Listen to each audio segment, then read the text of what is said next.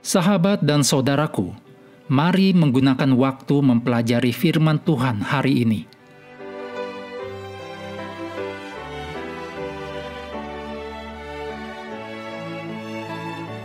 Minggu 10 Agustus, judulnya Air yang Pahit.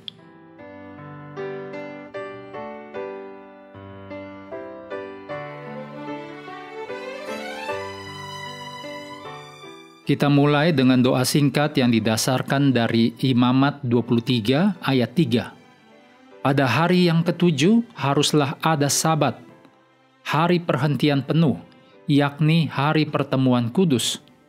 Janganlah kamu melakukan sesuatu pekerjaan. Itulah Sabat bagi Tuhan di segala tempat kediamanmu. Amin.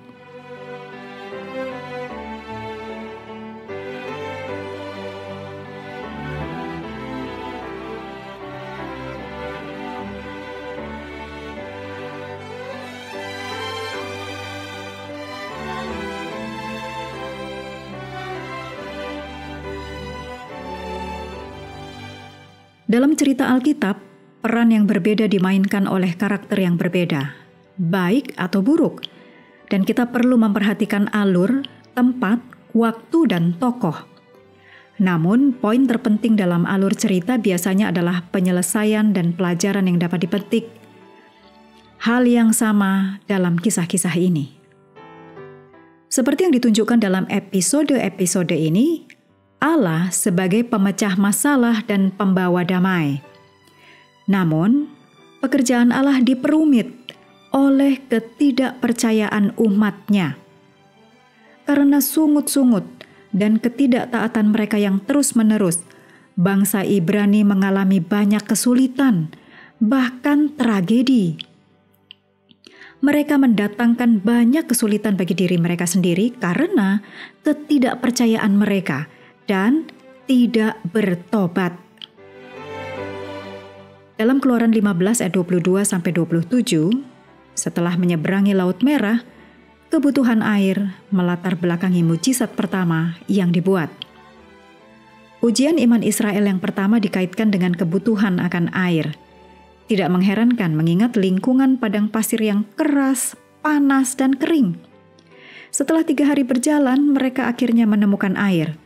Tetapi air itu tidak dapat diminum. Mara berarti pahit. Dan karena air itu pahit, iman orang Israel kepada Tuhan goyah dengan cepat. Namun, Tuhan bereaksi dengan belas kasihan. Dan mujizat pertama dilakukan dengan sepotong kayu. Tentu saja bukan kayu itu yang membuat air menjadi manis dan dapat diminum, tetapi Tuhanlah yang membuat air itu menjadi manis dan dapat diminum. Umat harus belajar pelajaran penting. Yang pertama, kesabaran dalam menantikan waktu Tuhan. Dan kedua, bahwa Tuhan melakukan banyak hal dalam kerjasama dengan manusia. Namun, bangsa Israel menerima begitu saja untuk banyak hal dan dengan cepat melupakan mujizat-mujizat besar yang telah Allah lakukan bagi mereka. Mujizat-mujizat yang dengan penuh semangat mereka nyanyikan kepada Tuhan dengan menyatakan, "Siapakah seperti Engkau di antara para Allah, ya Tuhan? Siapakah seperti Engkau, mulia karena kekudusan-Mu, menakutkan karena perbuatan-Mu yang masyhur. Engkau pembuat keajaiban."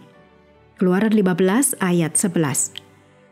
Namun, bahkan setelah persungutan mereka, Tuhan berjanji bahwa Dia tidak akan mendatangkan penyakit apapun.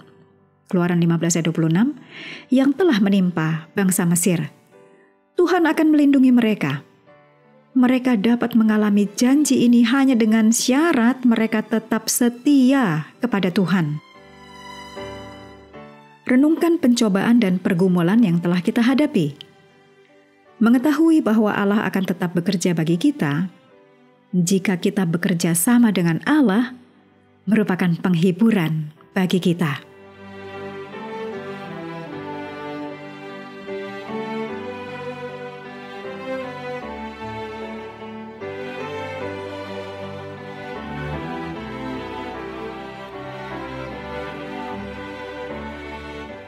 Mengakhiri pelajaran hari ini, mari kembali ke ayat inti, Keluaran 16 ayat 28-30. Sebab Tuhan berfirman kepada Musa, "Berapa lama lagi kamu menolak mengikuti segala perintahku dan hukumku? Perhatikanlah, Tuhan telah memberikan Sabat itu kepadamu. Itulah sebabnya pada hari ke-6, Ia memberikan kepadamu roti untuk 2 hari. Tinggallah kamu di tempatmu masing-masing, seorang pun tidak boleh keluar dari tempatnya pada hari ke-7 itu. Lalu beristirahatlah bangsa itu pada hari ke-7.